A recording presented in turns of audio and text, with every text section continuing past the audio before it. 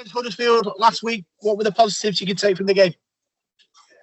That we're competing in our last few games. We've been competing, so that's a positive. We look a little bit more connected, as I've said the last couple of weeks. So that's the positive. Yeah, 3 tries in the last 10 minutes gave the scoreline a bit of a lopsided look. Do you think we deserve more out of the game?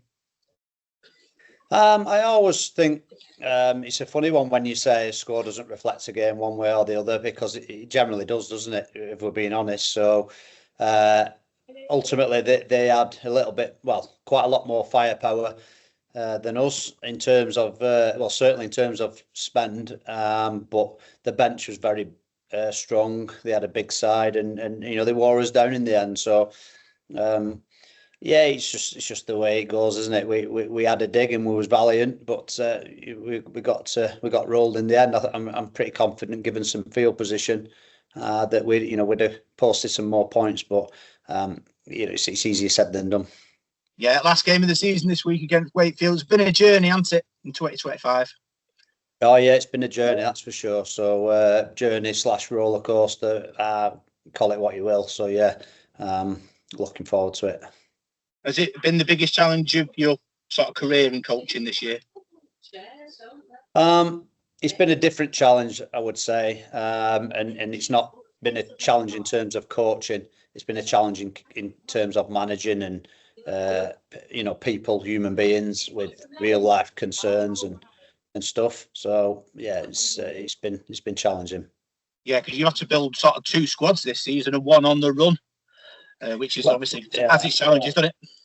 Well, there's always a positive, and Mad Monday will be great, won't it? 72 players should prove for an interesting party. So yeah, how do you describe your time at Salford in Super League?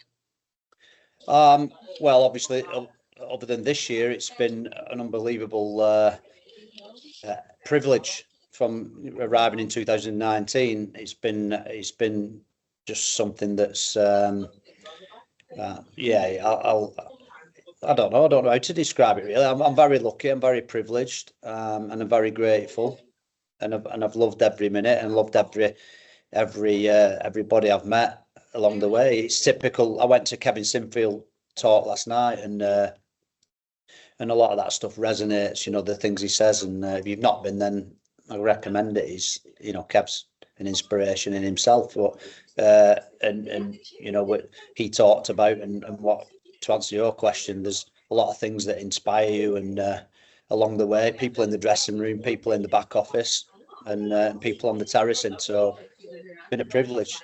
Just final one from me, Paul. I want to say a big thank you for everything you've done this season. It's been tough, obviously, coming out in press conferences with everything going on. And I just want to say, obviously, a positive messaging to the supporters as well has kept us all going. You always say we're connected from top to bottom, and you're a big part of that. Anything you want to say to the supporters in the final game of the season? Yeah, it's just been. I love this club, and the fans which have won. I've love this team, love this club, proud of this city, and like I say, it's a privilege. So we're in it together, aren't we? I love walking around, where I live, and seeing Salford fans and having a chat, and it's great that people have got time for me to have a chat and chat about things, and everybody's very kind, and so yeah, it's typical rugby, isn't it? Communities, and that's what it's all about. So I guess when it's been tough years, in a year of adversity, we find a lot about ourselves, but you find out a lot about others as well. And like I've said all along, Salford are consistent. They're consistently good people who work hard. So we're together, that's for sure. Brilliant, Paul. Good luck. Legend, thank you. Good. I asked you about a month ago, I think, if you just sort of focused on the end of the season, and you told me that you weren't able to look that far ahead. Now that you're there, going into that final game, what's your sort of overall emotion going into it? Yeah, I'm relieved, if I'm being honest. So I'm relieved, and I'm pretty proud that managed to get the team to the finish line, and that's a bit sad, really. But because you should never want the finish line to come in rugby league, that where the last game's the most important. But for us, just getting there, I think, felt a huge responsibility for the supporters and for the game in itself to make sure we're there and we're competing and playing. And so, yeah, I'm just, I think everybody at the club, certainly the staff, who've just been immense. I think, but everybody's really weary now. So, and we'll bounce into Friday. We'll have some energy, and then we'll probably all just collapse in a heap after that and enjoy a bit of quality time. First of all, together, and have probably have a little bit of a reminisce, a little bit of a cry maybe, and then we'll do what we're doing.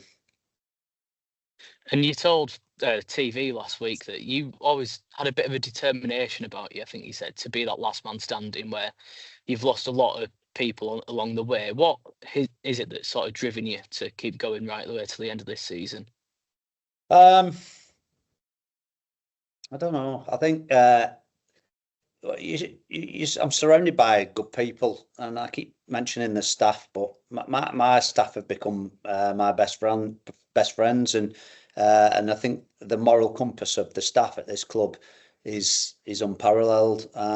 And then I can double that up with my close friends and family who share the same morals and beliefs, and it's contagious, and I've just wanted to do that for the supporters, my friends, my family, and myself, and the game. So I just thought that I needed to be that last guy and get to the finish line, and then reassess and let it pan out and see what's happening. So I've weirdly enjoyed a lot of the journey as well. Like I said, on many occasions, it's been a burden and a privilege in equal measures. I've certainly felt the responsibility, but as a leader, then responsibility is something that I would always embrace, and like I said before, that's a privilege. So, but when you break it down and get right to the bottom of it again, I'm still I'm 50-year-old, but I'm still that lad living the dream. Working in rugby league, that everything I always wanted to do. So, like I said before, it's a privilege. It looks like it's set to be an emotional night then on Friday night for, yourself, the supporters, the whole club, really. I think so, yeah. I think it'll be a strange night in many respects, and with it being a night fixture, you kind of you tidy up, you do your bits and the press after, and then you kind of just go home, don't you? So and then nobody knows what's next. So it's the really like kind of is no tomorrow attitude type of speak. It's going to be very, very strange, but this job, this sport, this profession, I guess, is very much like that, and that's probably the hard bit of sport. Quite often that you get best friends, and I think again relate back to what Kev was saying last night. Sport and a dressing room certainly increases and magnifies friendships. What might take 20 years to foster can be done in 12 months within a dressing room. So we'll in sport you kind of get friends and lose friends very often, and so it's going to be a sad end to the evening on Friday, but we'll enjoy every minute until that minute comes. I imagine that you're looking forward to quite a lengthy break after this season, but can we expect to see a Paul Rowley head coach again in the Super League? Oh, I'll be 2 weeks to give my head a rest, and I'll be bouncing, no problem. So yeah, I've got a really open mind. I'm dead chilled, so I'll get to that finish line. That was my objective, but I'll recover pretty quick. So I'll be bouncing in no time, and just see what the future brings. Finally, from me, I quite enjoyed your punditry on TV the other night, so I just wanted to get your thoughts on the other end of the table, the playoff race this year. Who do you fancy to make it all the way to Old Trafford this year? Yeah, well, I fancied Leeds for about 2.5 months, and then they wobbled, didn't they? And that's created a bit of doubt in my mind. OKR have wobbled there, and Wakefield have showed a blueprint there. So, uh, but I just think with Wigan and OKR, you can't really look past them two teams in a replay of last year's final. But it wouldn't be same old too. I think it would have a different feeling. OKR would go with a different expectation, and I think it'd be good actually to see a replay of it. But what I'll say is everybody in that top six will have a chance, obviously. And Saints have been there so many times and done that. And then I class Lee as a little bit like Leeds. When they're on, they're as good as anybody. So I could be totally wrong. It could be a Leeds and Lee final. You know, so that'd be nice. A 71 replay for the Challenge Cup. So if that were the case, then who knows what that would bring. Thanks very much, Paul. See you on Friday. Thanks, mate. Hi, Paul. Martin here. Hiya, Martin. None of us can see into the future, I don't suppose, in any sense of the word, but it becomes particularly hard when you try and see into the future of Salford, doesn't it? None of us, you know, it's been an incredible achievement by you and everybody connected with the club to get to the end of the season. But I just wonder, it must have been so exhausting for you this year that are you not tempted to just walk away from it once Friday night's game is over and just look for something new, look for an easier, perhaps better life elsewhere? Pinheck, Martin, you trying to retire me? Like, what do you want me to go to? Don't retire, no. Take you to another, plenty of other clubs would be interested in you, mate. That's what I'm saying, I think. Yeah, it's like I said before. I mean, the previous ones, I thought they were, they got me going a little bit there. There's a bit of emotion in them last questions. So then to bat onto yours and what's next, I've just been really chilled about it, Martin, and I'll keep an open mind on everything.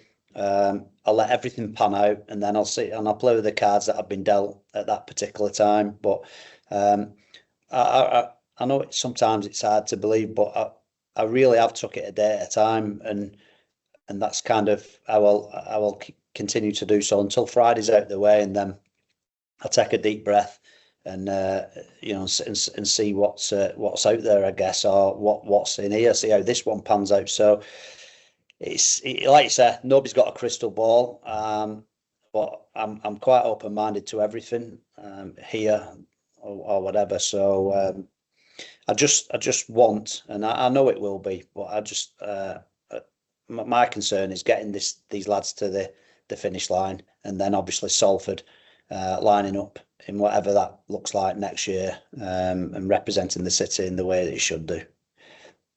Can I just ask you, obviously I think you've played 70 odd players this year now, which is an incredible number, unprecedented, obviously.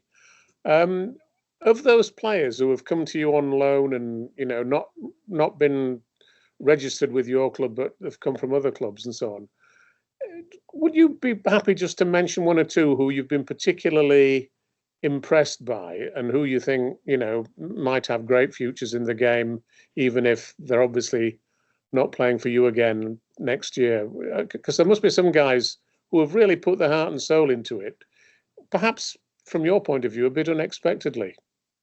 Yeah, I mean, there's 72 players we've had, Martin, so can't name them all, I know that, yeah. Absolutely, but the record's 73, so we're not quite the most players used, but I think the crop that we've got in at the minute, and I wouldn't look past any of them. I think they've been fantastic. We've got Gorman there in the centre, Darbs is in the centre, Neil on the wing, who's gone back to Wakey this week. I'm really pleased with Rowan Mills, Leon Ruan. They've been fantastic. So they're the lone players that'll play this week. I've really enjoyed seeing Rowan Mills in particular and Leon Ruan. I think two players who've been around, so not so much starting the journey, but probably rediscovering themselves and hopefully coming here and having a little bit less pressure, that they've found some confidence in their ability, because they're fantastic players and they're absolutely diamond lads. They've been brilliant, as has every lad that's in. And like I said, certainly the current crop that I've got. So I've not got a bad word to say about any player that's pulled on the shirt this year. But yeah, the current crop that I've got now have been fantastic, and I'm sure they'll all go on, and whether it be at this club or another club, they'll have positive futures. I'm amazed actually that Castleford let Roe Mills go, to be honest, but that's obviously their decision. Final point from me, mate. Would you be interested in coaching Salford if they're in the Championship next year? I'm interested in everything. That's what I said. I'll assess all the cards that have been dealt. I just want Salford to be alive first, get past the finish line, be alive. What league are we in? What will our budget be? There's so many questions, but I think I said probably on interview number 3, all these questions are all irrelevant if the money doesn't drop. The money just needs to drop one way or the other. So all we need, the only focus needs to be on having a club, and the rest is all irrelevant. The club's bigger than everybody, me, any player. The club is the only thing that matters. Okay, mate. Thanks, Paul, and Thanks, good luck. mate. Good luck on Friday. Thank you. Hey, Rose, how are you? Hiya, mate. Good, thank you. To start with, then, you've talked a lot there about your own future. Have you, in your own mind, made that decision, or are you just waiting to see what pans out over the next few weeks, few months before you make that decision? No, I've made no decisions at all. My only decision is to give my best to this club. I'm contracted to this club, and I wouldn't let my mind drift anywhere else. It's been an emotional season. It's been an emotional journey, and I'm up for an emotional night on Friday. So I can't give anything less than 100% to this cause at the minute. And then, like I said before, when I get a chance to take a breath, and when I see the cards that have been dealt and that the club's been dealt, then I can make some choices and decisions, or they might not have choices, but I can work out what my path will be. But I've got faith in myself, and I've got faith that things happen for a reason, as they always say. So I'm weirdly chilled, and I guess that's just because I've got a good support network around me. That like I said, my family and friends who've been brilliant. So I really don't want to kind of have them the great distractions, but my head's on just doing what's right at the minute for this club. Obviously, earlier this week, we found out that the club hadn't applied to be part of the 12 or the 2 extra teams for Super League next season. Have you had any conversations with anyone about that, and if so, what did they look like? I've not, mate. I read it just like you did, so I wasn't involved in that process. If I'm being honest, is the short answer. So to elaborate, I'm probably just talking myself into something that I've not had any involvement with. So no. And just lastly, then, you mentioned Neil's gone back to Wakey there. Is there a chance someone comes in and you break that record for most players used, or is it just you'll find someone from within? No, I mean, it's nice to break records, but I think on this occasion, I've been trying not to break this one. So we're good, mate. We've got obviously Nenny returned, so we've got an outside back there. We've got Deck Murphy still there, who's obviously a fullback. So we've having Walker. They're both out and out fullbacks. I guess Walker could play in the pivots, but so yeah, I've got weirdly options in outside backs. It's probably the middles that have been a bit of an Achilles heel for us over the last few weeks. So yeah, we're good. No problem, mate. Enjoy and Thanks. get yourself to Reebok on Saturday. Cheers, Ben. Hi, Paul. Hiya, mate. Hopefully I haven't used myself. Jim Van White from PA. I'm just standing in for Mark Staniforth today. A lot of the things you've covered off, but just wondered, is there anything about yourself that you've learned this season through everything you've had to deal with? Yeah, I think so. I think, like I said before, I just think it's life lessons, to be honest. Not learned too much in the way of rugby and stuff, but more about managing and life lessons and how resilient that maybe I could be. And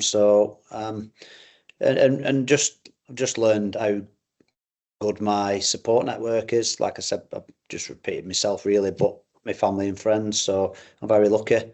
Very lucky to have them sort of people around me. But yeah, I'm just grateful for what I've got, and I'm grateful that I'm Salford's head coach. So yeah, there'll be some reflecting, that is for sure. I think I'll have learned a lot about myself and a lot about other people as well. So it's definitely been a huge learning year. So as much as I wouldn't want to do it again, I'm sure, as everybody always says, that you really do learn more lessons in tough times. So this will really, give me a huge platform and foundation to take onto in whatever I do next in life. That's great. Much appreciated, and best of luck. Thank you. Thank you. Hi, Paul. How's things? Hiya, mate. All good, thank you. Well, a lot of the talk has been about off the field in the future, so I'll ask you about the on-field stuff. What are you expecting from Wakefield this week? I really like Wakefield and how they play. They're a side that, given the opportunity, can post a lot of points. We've seen that time. We've experienced it ourselves against Wakefield. So they're in there, aren't they? They're in the mix. They're a bit of a wild card. If they want to get in that top six, and then they'll trouble anybody. We've seen them beat OKR the weekend. So it's a huge task for us to try and break, cut down the shapes and the attacking prowess that they've got. So I think we've got a huge task ahead of us on Friday. I mean, Wakefield are the blueprint for going down into the Championship, then coming back up and succeeding. Does that give you hope that you can do that? Salford can do the same? Absolutely. I think it gives anybody hope. What Wakefield did, they had several players, and Max Jowett being probably the one that I would pinpoint most. Somebody who was in and out of a team in Super League, went in Championship, smashed records, and come back an absolute accomplished Super League player. So I think there were a few players scattered in the Wakefield team. Then throw in the additions that they made, some really smart recruitment, and an owner that's really ambitious and through Wakefield Trinity. Then they've got all the ingredients really, and I think they're a wonderful club and a wonderful blueprint for anybody. So, like I said before, we've got an almighty challenge. We're on bare bones here. I've not even got an analysis system at the minute. That's been shut off, so I can't preview, I can't review. We're going in blind, so to speak. So yeah, our loan players haven't trained with us. They'll turn up match day. So we've had every bit of adversity this week. So it's like the last week we'll throw everything at them and see if we can. They've not broke us yet, so we're still smiling. We're still enjoying what we do, and we'll be there Friday and put our best foot forward, because we all Wakefield won as well from the game that we was abandoned, or whatever you want to call it, last time. So I've got a sense of responsibility to them as well in that respect. And you've credited the loan players that have come in throughout the season on their efforts in a shirt. Just have you got a word on the players that have stuck around for the full season, and just a word on their kind of like they're a credit to the club, aren't they? I think everybody's a credit to the club, even the players that have left. Nobody wanted to leave. Everybody stayed for a period of time that you wouldn't have blamed anyone for leaving earlier. So I think every single person who's with us now, who's left already, whether that be staff, player, administrator, whatever it is, because the back office people have left there as well, and every single one will be really sadly missed, but really well respected within the circle of people that's shared this experience. And it will be one that we look back on and we'll remember it. I'm not sure remember it fondly, but we'll remember it when we'll have a smile on our face and we shared an experience. And and like I said, when you learn about yourself and others, what I've learned is that there's some wonderful people in this sport, and they all seem to have walked through the door of Salford this year.